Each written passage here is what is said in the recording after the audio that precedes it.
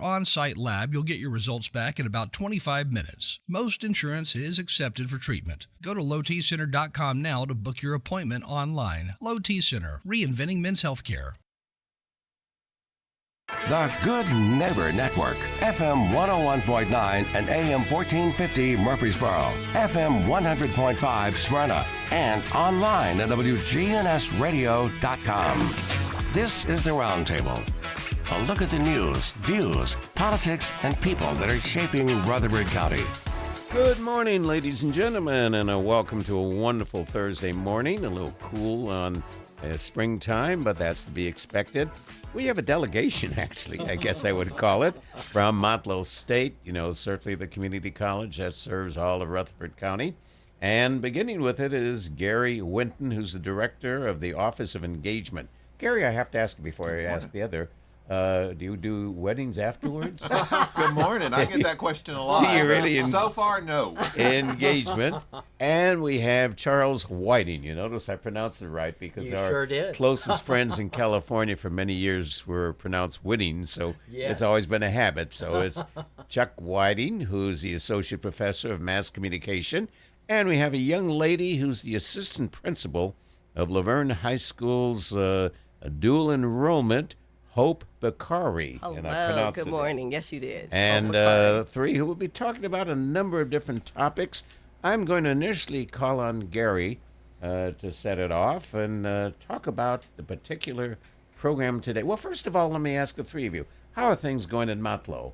Going great. Absolutely. Yeah, that's awesome. Enrollment, retentions, and opportunities for so many people to consider that this is their accessory for success. Very true. Absolutely. Mm-hmm. So, Gary, do you want to begin off? I'll be happy to. Good morning, Rutherford County. Glad to be back with you. And Bill, it's always a good time, and we appreciate all that you do. And we've been friends for years. We have been, and I appreciate that. And we thank you for all that you do to keep the college on the map and keep us going. So we thank you, and we thank you for the way that you teach our students every semester as well. You mean it's the jokes that I tell? The jokes.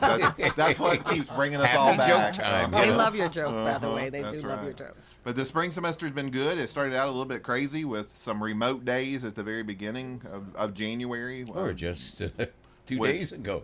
Exactly. On Tuesday, we had another remote day because of the possible severe weather. So, well, it's kind of interesting. I have to comment on that. For people who have attended or are attending Motlow and they suddenly have a remote day because of weather, that's directed primarily by the weather in Tullahoma, isn't it, would you say? The administrative team looks at the 11 counties that we serve. Oh, okay. And that makes a decision based on the all worst 11 of the counties. 11, though. That's correct. Because sometimes the weather's usually worse in Tullahoma than it would be in Rutherford County. Possibly. Not always, but right. So, continue. But the semester's going well. We were talking before we came back with you that it's gone quickly for a lot of us. But maybe those students that are taking classes, it may seem like it's been dragging by. But we're 4 weeks away from graduation, which is on May 6th at 2 p.m. at Murphy Center at MTSU. So we're excited to get to see our students walk the line, walk the stage again for completing their degrees and certificates. Fantastic. And Chuck, what's the latest, in fact, including your communications world? Well, we're very excited because we're in the process of launching our new media center, which is it's just fantastic. We have the equipment in place, we have the room, and we actually have a student already working on vlogging and podcasting. I'm also working with some faculty members on that. So we are really moving forward, and this is going to be a wonderful way for our students to learn the craft or trade of media, especially in the direction of broadcast and the internet. And as we move forward, of course, we'll fill you in because we have a lot of things coming up.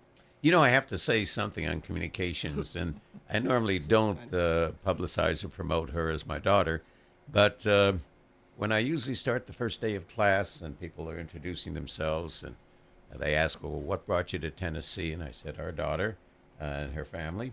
And I said, how many of you watch regular news television? In every class I teach believe it or not, not a hand goes up. And I am really raising the concern. I've talked to Jennifer on this, and I've said, are people turning off traditional communications and strictly going on the little toys, as I call them, to get the news, or are they not interested in the news anymore? I don't know, Bart, if that's a good question to ask, or the young people saying, hey, it's either too complex or I've got other things to talk about. But in terms of communication, are you finding a major shift away from the news? Well, news is not dying. The fact is, we're just getting our news in a different way. Okay. We live in a different world. We have been going through the digital revolution. And so a lot of times when we read a huge story, like a breaking news story, we don't realize that perhaps it came from the New York Times, because it's essentially been regenerated and it's been sent out on different platforms. It may show up on X, which is now, was formerly Twitter. It may show up on one of the other platforms. And then, of course, you can interact with that, respond to that. So the whole world is kind of, we say the world's turned upside down, and in some cases, it's just a process of learning how to adapt to this new digital world. But does that mean, and I don't want to be concentrating just on the future of news, but as long as you're sitting right to my left, I've got you here. Does that mean that the news delivery now is just so minimal of the content that people are not reading or hearing or listening to content and just quote headlines to get your attention, move on the next story? So are people hearing complex stories but making judgments based on a one-liner? Yeah, in a lot of cases, people react to a 1, 2, 3-liner because that's what you're going to see on X. You're going to see that on a lot of the other platforms. And a lot of people have lost the patience to sit back and really invest time in an in-depth story like we used to. So you'll notice that a lot of the stories they're very short in some cases. So I'll give the new word. Are we becoming news illiterate? I think one of the challenges, and I could say this about some of the students who come into the program, is that when you're not writing professionally in media directed, that in some cases you're going to struggle a little bit because you've got to adapt to the process. And so that's been one of the biggest challenges that I have had as a professor. So what I try to do is bring my students into all aspects of media, and of course that does include the X, the social media, essentially. But I also continue to teach my students how to write an in-depth story. And you're going who, what, where, why, and when? Exactly. The W's. I'm still a traditionalist when it comes to that. Because when you think about it, if you think about social media, if you were to write one sentence, it could be the opening lead paragraph of a story answering the questions who, what, when, where, why. And then why and how would follow that. Gary, you have brought hope with us. Yeah. I've got to say something. Besides, Uh-oh. she just makes my day whenever I'm over in the old building to see the dual enrollment students. First of all, to have the name Hope in Education has got to be so motivating and so wonderful. And, she brings hope to the student, hope to the school, hope to the future. Right. Absolutely. And I just think, what a wonderful name for somebody in education. Thank you. So do you want to talk about why Hope was your guest here this morning? I would love to. We have partnered with Laverne High School and Rutherford County Board of Education. What is it, our fourth or fifth year? This is the fourth year. Fourth year with an early college program where we have this year 82 juniors. 82. There are 44 juniors and 36 seniors. And they are based at our campus in our building every day. They Every don't go day. to the high school. They don't take classes out on Laverne's campus I at gotta all. break in on this part when you said 36 seniors, because I have them all in 2 classes, and I have a take-home midterm, and the midterm is usually 6 to 8 pages, and I read a midterm word for word. So I am counting down the 36. I spent about 45 minutes per midterm. So when you said 36, my bell went off. Ooh, I'm almost down to 36. Almost done. Right. Gotcha. But I'm sure they're really good. They are excellent. Yeah. Excellent. They're incredible students. They're high achieving students. They are have goals set that are amazing considering how young they are. All of them have been accepted to colleges with scholarships. They've earned other credentials along the way. I have some who have signed with the armed services Wow. and will be attending colleges as well. Two of them are right now waiting to see if they have been awarded the Gates Scholarship, which is like $400,000 scholarship from the Gates Foundation. I anticipate that they will get that scholarship. They've had their interviews. And going back to what you said with My Name Hope, I'm always very optimistic that they're going to achieve what we want them to achieve and what they want to. Spell it out that they will get their associate degree prior to their high school diploma. Prior in a matter to of their days, high school, So yes. they are graduating as a high school Like 10 senior days already with earlier. an AA degree. No, 10 talk days that earlier. out because Yeah, that 10 to me days is earlier. Well, and what's balancing incredible water. about the program in general is that students will earn, they're working towards earning their associate degree in general studies. They take approximately 62 collegiate hours from Motlow. The graduation is actually May 6th, and the high school graduation is May 16th. That is. I always will ask them, though, and I'm sure, Hope, you've had feedback on this. Do they miss being a senior? Do they look upon themselves now as a college student? And do they not have that thrill and excitement of, wow, I'm a senior. After 12 full years, I'm now a senior. It has now become secondary to their being, I'm a college student in Motlow. Well, right now they're exhausted. I'll just say that. Yes. But I'll say that the juniors who initially come in because they're new to being away from Laverne and on campus, on Motlow's campus, they're more apt to miss certain activities. Whereas the seniors have embraced the experience of being on Motlow's campus. So they don't feel like they're missing out on anything. If anything, they feel like after I leave here at 1 o'clock, I can go to lunch or I can go on campus. They can still participate in all the activities that are offered on Laverne's campus. Many of them are participating in sports teams. In fact, both of our valedictorians are on Laverne's campus. The student council president is one of our students. Some of the Beta Club members are a part of the early college I think program. I lost a few of them one day when there was a playoff game, and they were down there for the playoff game at MTSU. It was the first time I think Laverne made it up to that level. The boys basketball team, so we're proud of them too. I said, that's perhaps as important as American government. So there they went. I do have to ask you this, because I will not ask the students this because I don't want to put negatives in their mind. Are they awfully young when they make the transfer to the four-year college now that they have the 2 years? They are because they're going to enter, if they stay within the state of Tennessee, they're going to enter as juniors. So they'll be, 17? They'll be graduating a 4-year? 17 or 18. Graduating. Wow. What does that do in terms of their social competition in college level or their job security? I've got my 4-year degree, but I'm only 18, Well, most of the students in the program have already decided that they're going beyond the bachelor's degree. I don't see that they recognize themselves as being young.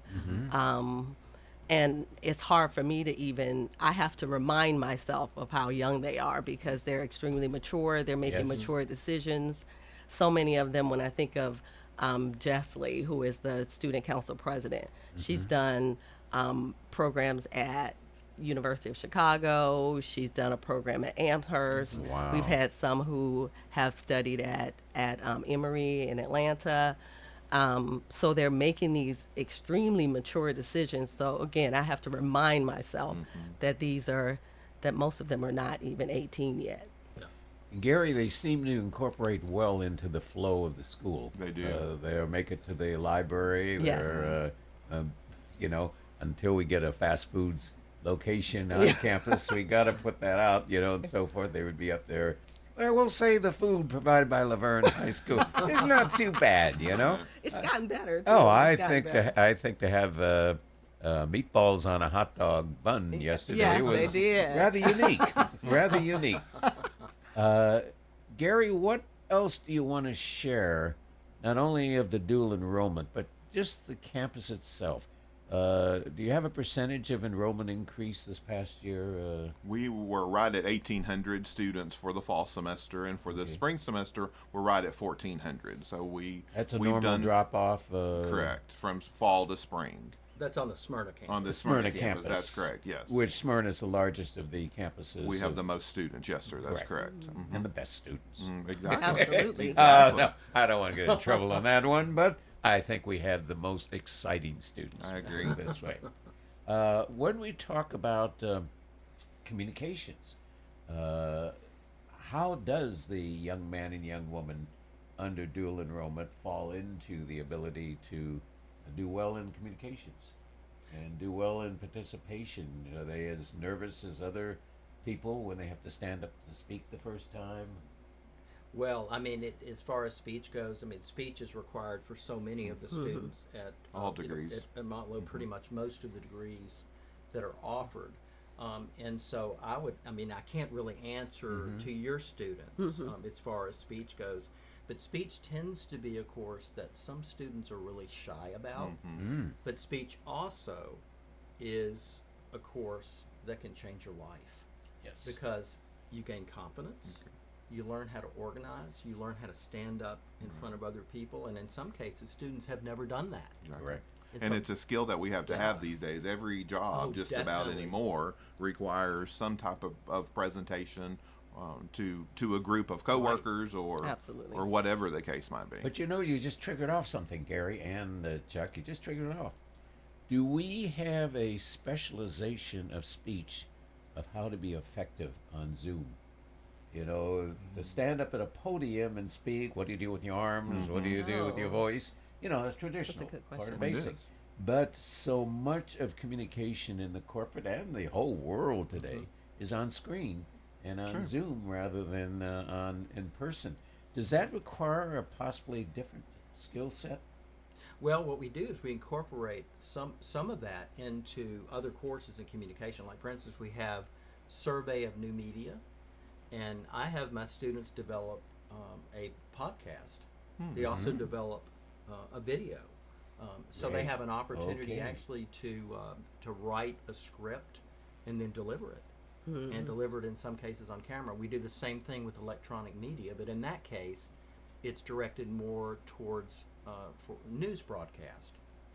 So we definitely we love speech, the traditional course speech, because it boosts essentially the skill set of students and their confidence.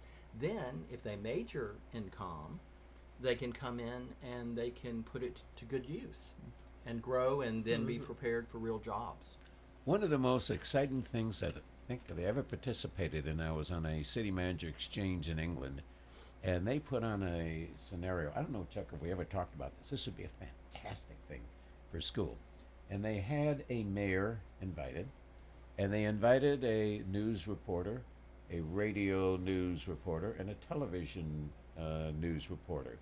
And they told the mayor, there was a major catastrophe in your community, and you're now going to have a press conference. And how the news, the written communication picked it up versus the radio versus the TV, totally different. And suddenly you saw, for example, that you can be fantastic on camera. Your voice may be very significant, but how it reads is terrible.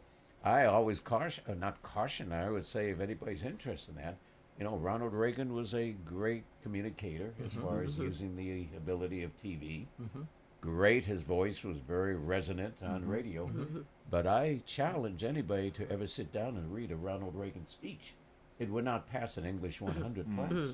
Well, not because it was grammatically wrong, but the speech writers had created it for his style and tone Okay, rather than for the readability of it. True. So, you know... and there's some ad-libbing that goes along. Oh, absolutely. And kind of like jokes pop up. Yes, yes. I know the feeling.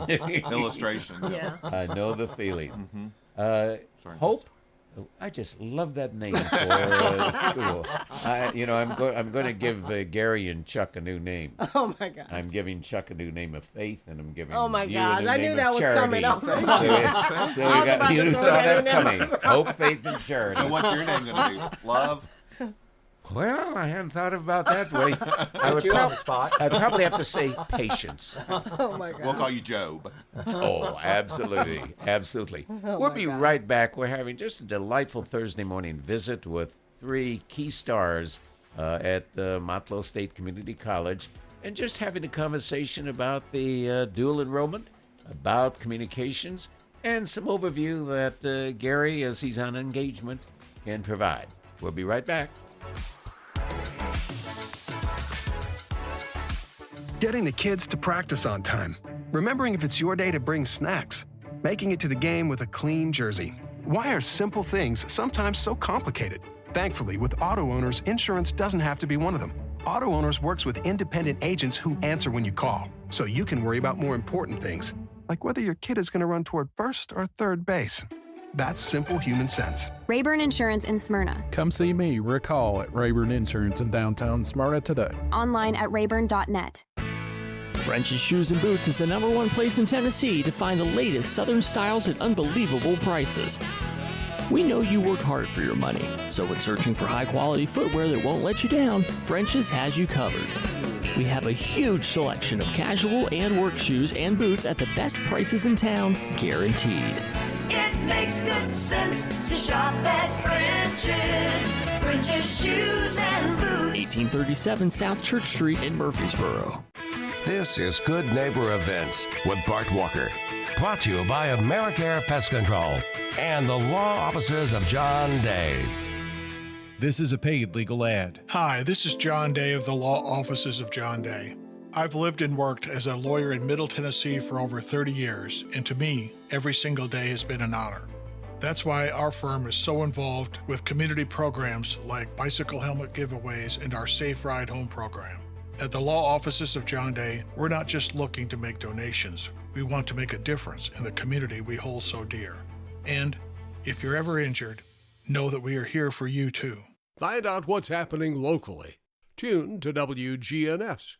Now this Saturday and Sunday, Little Kickers Murfreesboro is hosting a free community kids soccer event at 2 locations. One's at Oakland High School's Indoor Training Center, and that's Saturday, 9 to 11.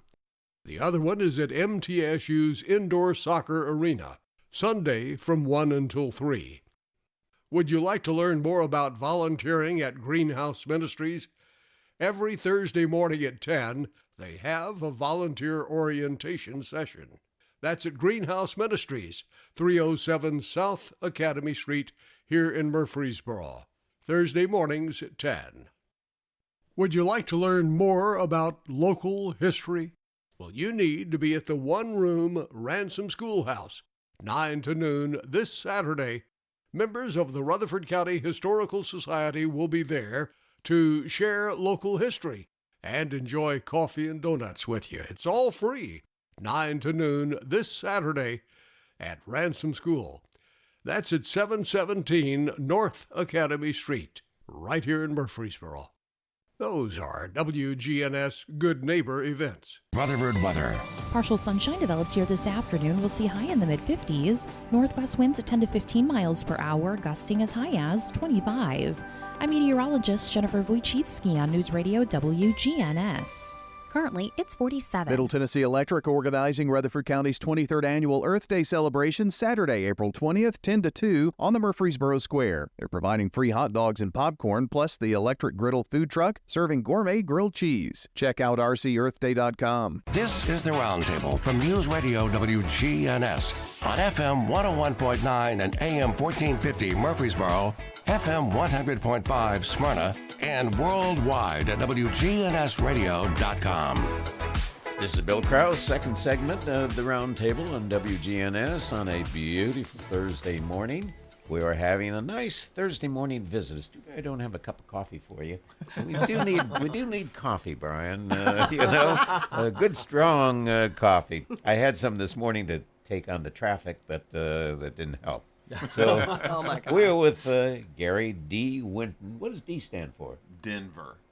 Denver? No, it really doesn't. It's Dwayne, but I always say Denver just to get people's Well, reaction. you got my own. Yeah, you I did liked get it. your I like the reaction. Dwayne and rain, Dwayne in Spain. Say that. Dwayne in You Spain can. falls gently on the plane. Oh my God. Yep. All right, Office of Engagement. And Chuck Whiting, who is an associate professor, mass communication, and Hope Bakari.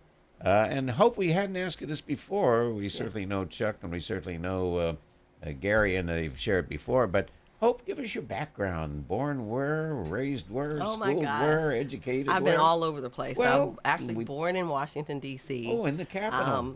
Moved to Florida at some point, St. Petersburg, Florida. That's where seniors go, isn't it? Oh, Isn't that a senior? I'm going back. No, it's a I'm going major back senior eventually. attraction. It is, Yes. yes. And my mom actually still lives there, so I do visit. I You get actually to just visit. left for spring break. I graduated from Tuskegee University in Alabama.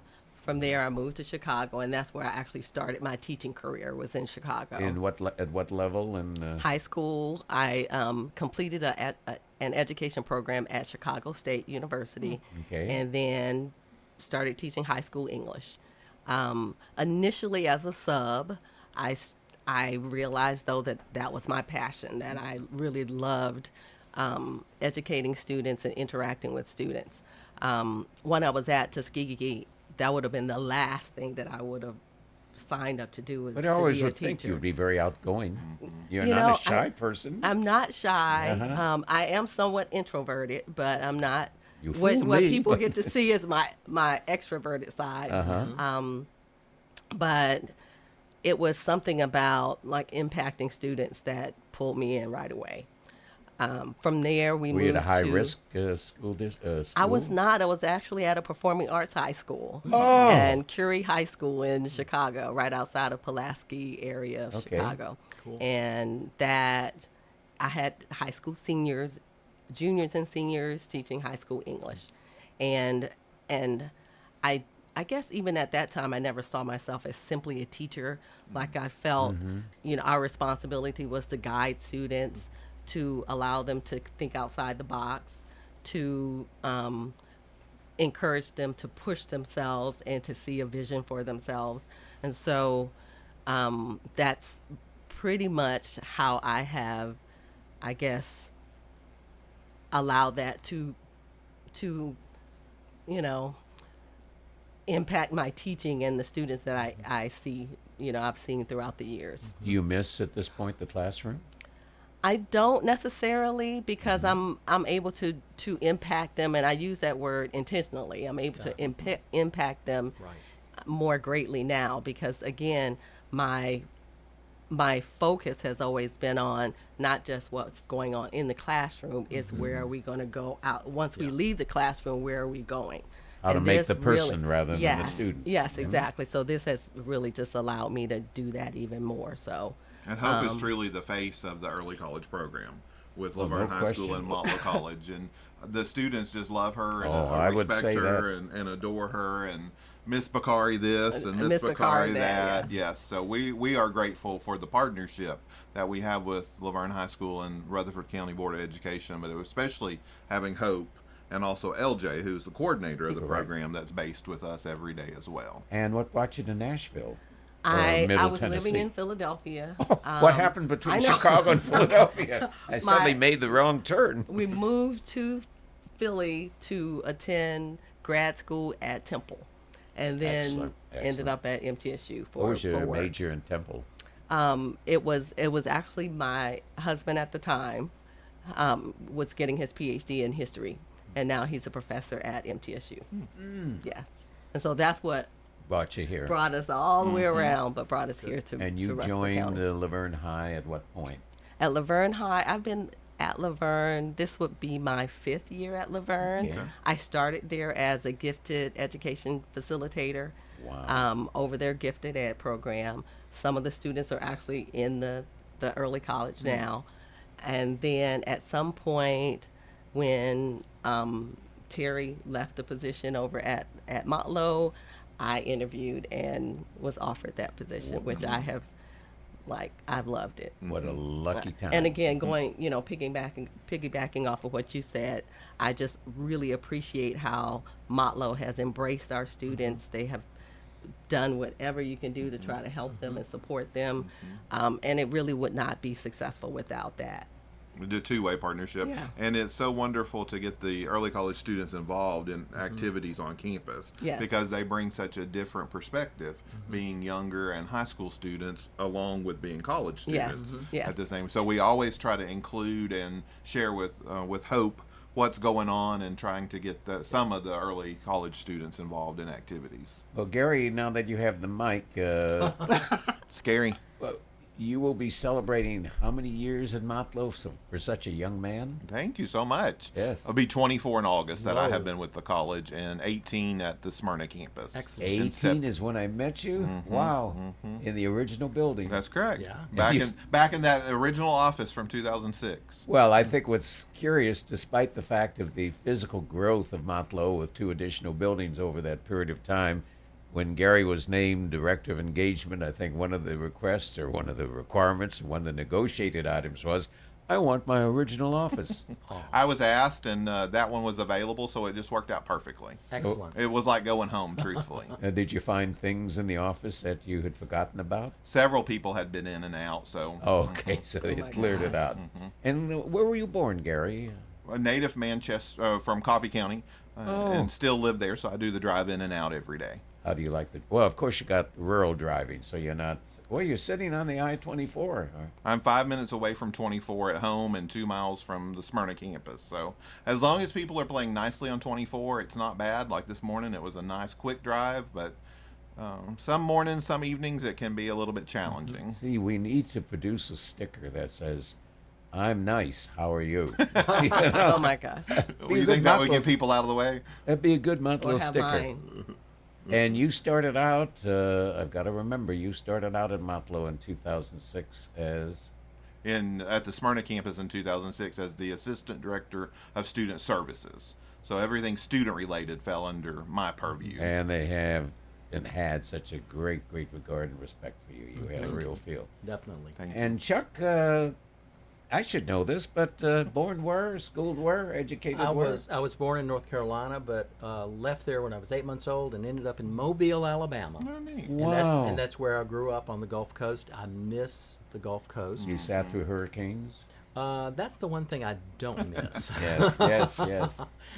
Ended up at the University of Alabama and So University of Alabama, Birmingham. And then, so you're UA supporter and fan? I am, and we are in the Final Four for the first time in the history of the university. That's right. Great. So I'm very excited about that. But I got a big kick out of this. You talk about a faculty member who is so committed to knowledge and awareness. What are you doing this weekend? Because I just think that's so neat. Well, this weekend I'm heading up to Indiana to take in. You want me to sing Back Home? Yeah. In Indiana. I'm heading up for the eclipse. You do have to share what you shared off hand. It's basically you were going to go to Evansville, Indiana. And what were the rates at the motel? Oh my hotels? goodness! If you attempt to get a motel room or Airbnb right now, it's probably going to cost you $1,000 a night. Crazy. That would be an eclipse. And so I ended up finding accommodations in Owensboro, Kentucky. It has running water. Definitely. Definitely does. And you've been with Motlow how long? I started in 2011 as an adjunct professor and then took on the full-time role at the time in 2016, instructor of mass communications, and now I'm associate professor. That is fantastic. Let's talk about programs. If we could predict 5 years from now, do we see change or do we just see continued growth and improvement? do we see any major changes? In the classroom, I will specifically say, and especially the dual enrollment. Can you predict 5 to 10 years from today, what will life be like? And I said, if you go back 10 years ago, or even take 15 years ago, before the technology reaches, what do you see 5 to 10 years from today? Any significant changes? Do you see the ability for us to insert ourselves into a fax machine and send ourselves anywhere in the world within 3 seconds?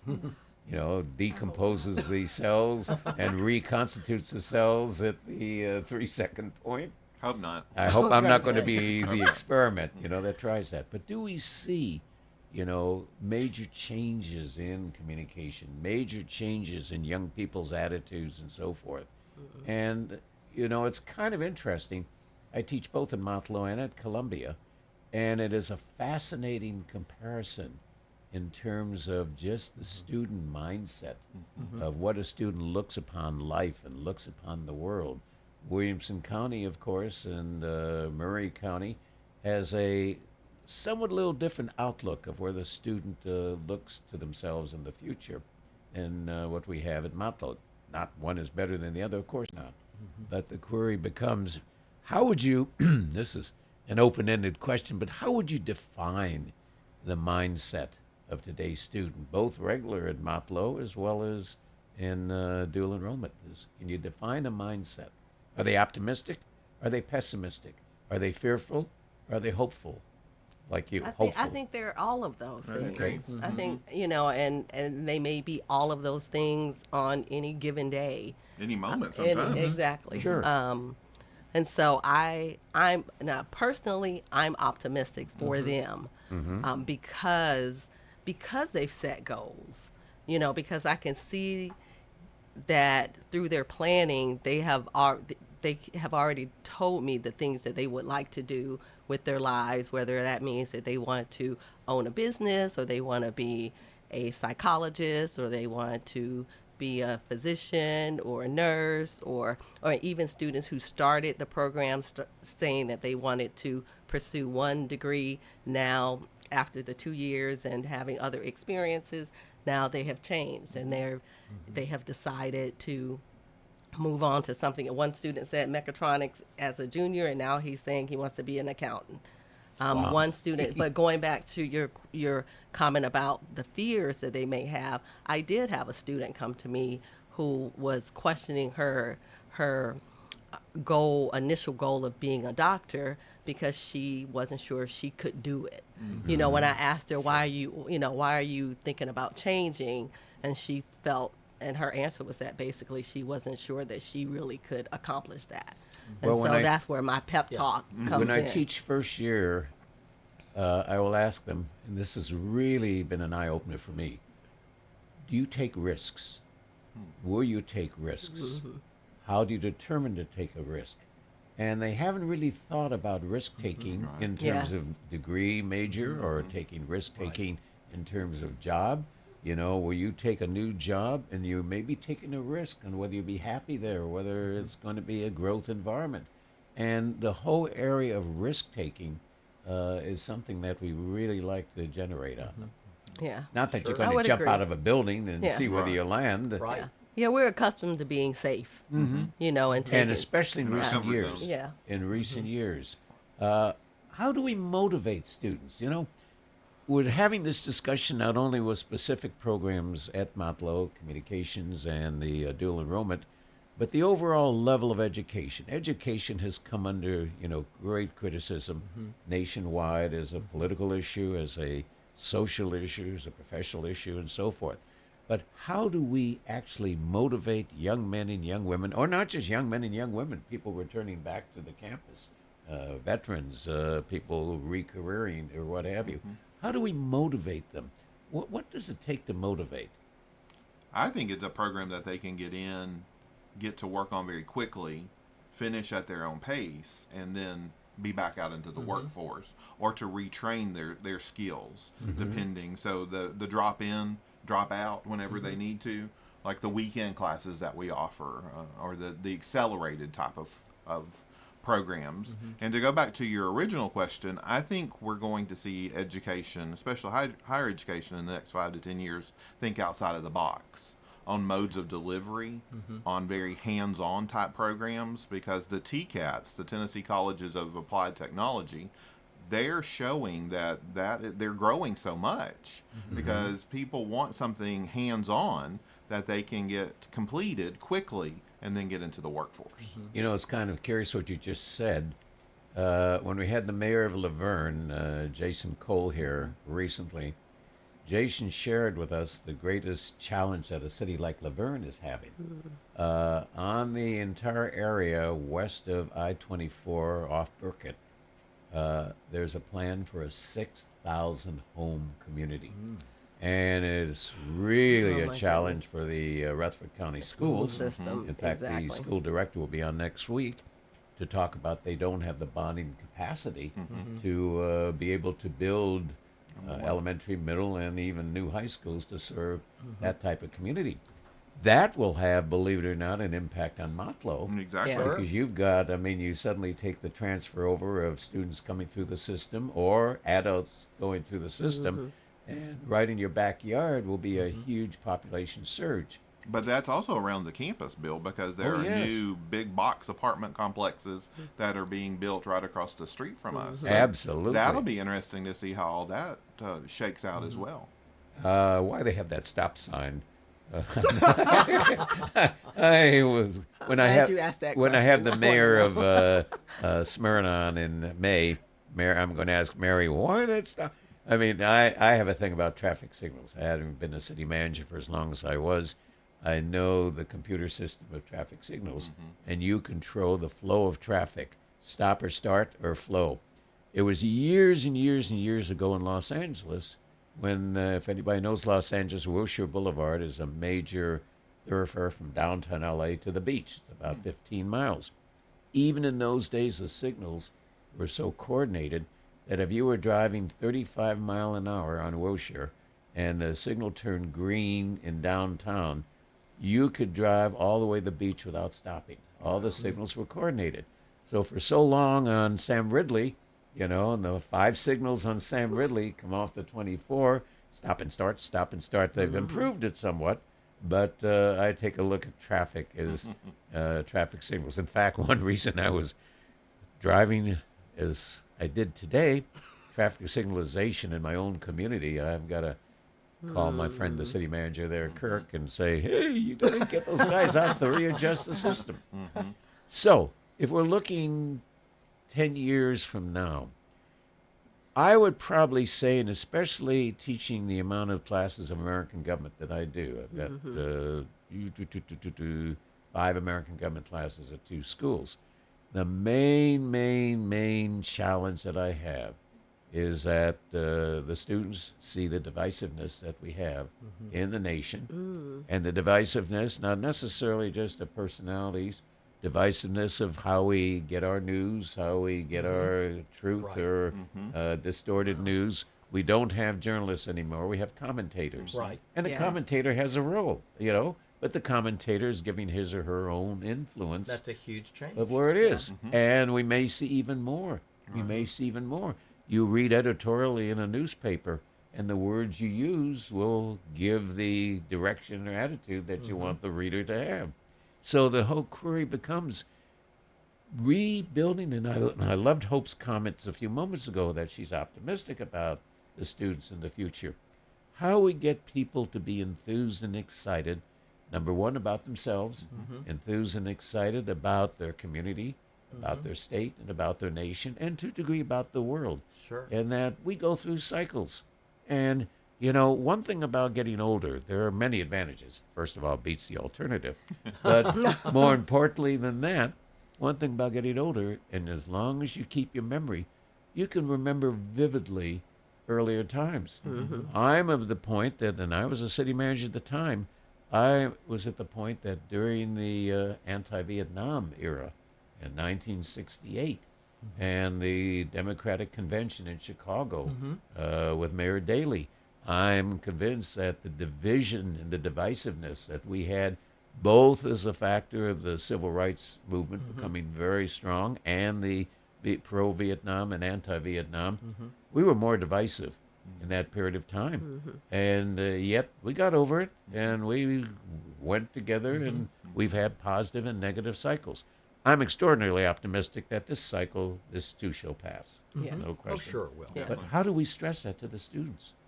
You know, I do it every class. I say, okay, clap your hands and say, wow, I want to see some enthusiasm. I take roll, and I will specifically say, okay, I'm calling a name. How are you doing today? If they say good, is that all you want in this class is a B? The grade of good means B. I want to hear you say great, or awesome, or phenomenal, or fantastic. Exactly. But you know, it all starts with us too. We have to take a grassroots approach to it as well. Good morning. How are you today? Do you need help with something? What can I do for you? Sure. That's the way to start a class. Gary does this often. You don't know that I'm not following you, checking you out. Gary does this often. I haven't tracked Hope. Well, yeah, I could say on Hope in the lunchroom, but on Chuck.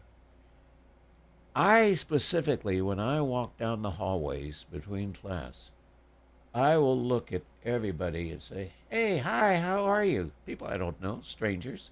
Right. It is fascinating to see 50% return, 50% have their eyes to the ground. Or the earpods in. Oh, the earpods. I don't even hear you. Yeah. Oh, that may be a distraction of society, you know? Down with the earpods. Oh, absolutely. And so forth. I had a student in the dual enrollment a year ago say they needed the AirPods to be serene and secure. Oh, wow. And that they had to have this, whatever's on the AirPod, this music.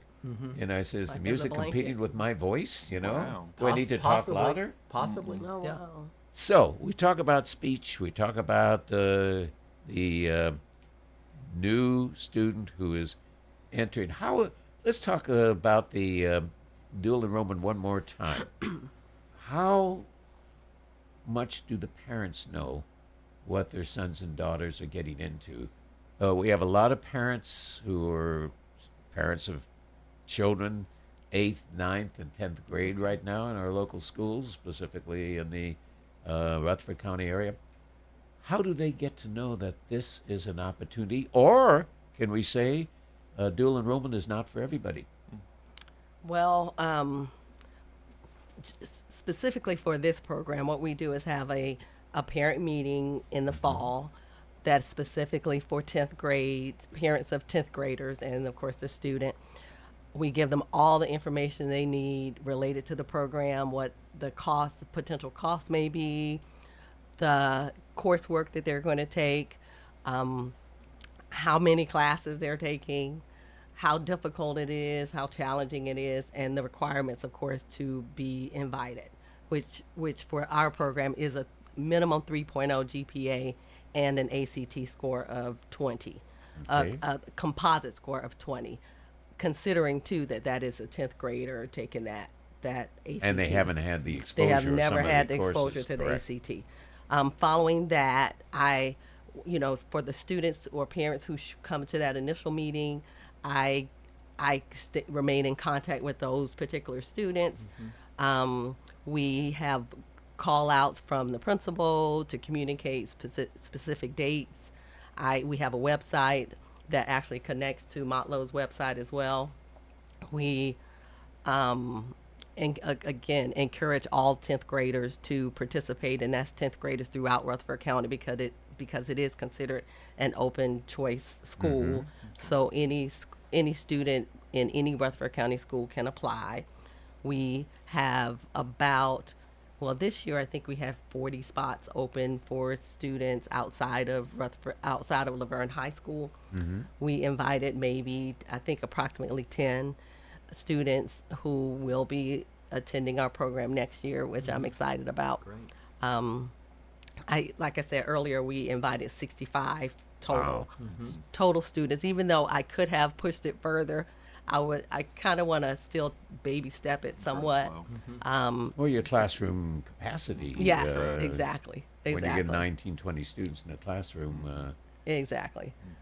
Following that, what we do after the students are actually invited, We have several meetings. We've already met with them, including Edie from Motlow. We will have another meeting again to complete paperwork. So we really walk them through every step of it. Yes, well, let me volunteer also. Step. When you have a early or middle meeting, I'd be delighted to be there and kind of say, here's how an instructor looks at it. I'd be delighted. Yes. Please feel free and to call I it. actually think, what we will do every year, we have what we call a early college parent orientation, which is held on Motlow's campus at the end of July. During that meeting, I talk to parents. Some of the seniors will talk to them, and it's not just parents; it's parents and students. That would be a perfect time for you to come. Definitely. Because I think they would love to hear from you, and other students would love to hear from instructors. And see that we're not monsters. Yeah, but then they need to see the expectation too. Oh, exactly, exactly. One of the advantages, and I always say this when I talk about Motlow, people don't even consider this as an advantage, but it is, especially if you're familiar with MTSU's campus. Parking. Parking is so delightful at MTSU. We're getting big now that I'm not on the first lane, got to go the second lane. And I say to students, hey, when you go to MTSU, great school, great president, great faculty, but you better be prepared to walk. Exactly. Yes, especially in the rain or the snow, Yes. And haven't been there for several years. I can remember walking to Peck Hall, and I can say, snow time like the present. Exactly. But we were short on parking for a little while, but we have been able to expand and have 3 nice parking lots now. So tell me the person who parks the furthest away. Are they doing that for walking? Probably. You will see right off Motlow Road or Street Boulevard, you see cars parked there. Right. I said, wow, you're getting practice for MTSU. Definitely. Oh my gosh. Definitely. No Trying question. to get in a few extra steps, I'm sure. Absolutely, and then all measuring. Chuck, finally, let's ask about what you see your new podcast program doing. Who are you going to be encouraging to participate? What's going to be some of the format? Is it regular formatting, or are you going to be looking for variety, looking for speaking from different interests, aspects, opinions? Oh, we're going to be wide open for the most part. Students in the MassCom program, but as well as other students in other areas, other academic areas in Motlow, we are wide open. And the goal is for students to be able to share and interact with faculty on the air to learn as much as they can about whatever field they're pursuing. It's very exciting because one of our really number one goals is to help our students discover their dreams. If they can discover their dreams, that in turn is going to inspire them to begin working towards their dreams. And then introducing individuals they can interview on the air, they're going to be inspired by example. And then ultimately, as time goes on, they're going to be in the same place. And not only discover, but implement. That's right. Implement. That's a wonderful word. We've had a wonderful discussion. I wish you had more time because there's so many more questions, and we're just going to have you back again, the two, and hope back again with faith and charity. Sure. I just see that so great. And patience.